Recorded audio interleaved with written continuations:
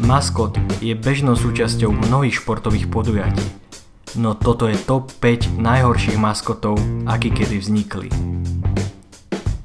Na 5. mieste skončila bojujúca okra.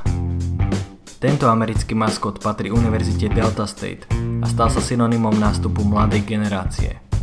Kým staršie ročníky značne poburoval, u mladých si získal ohromnú popularitu. Stanfordský strom je odvodený od loga tejto univerzity. Tento maskot bol po dlhé roky terčom najrôznejších vtipov.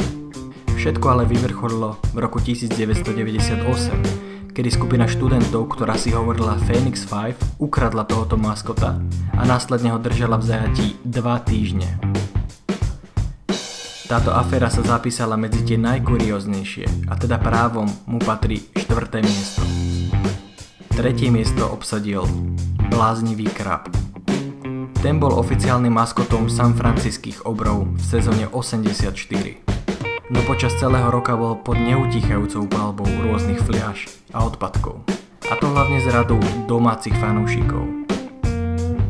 Pre zranenia bol dokonca niekoľkokrát hospitalizovaný a v sezóne 85 sa už neobjavil. Na 2. mieste sa nachádza King Cake.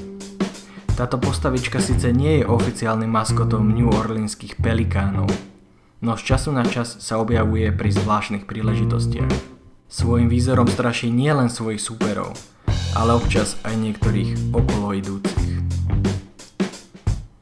A víťazom sa stáva Skroty.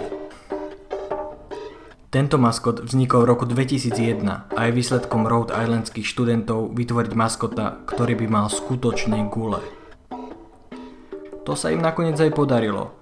A práve preto je Skroty tým najhorším maskotom na svete.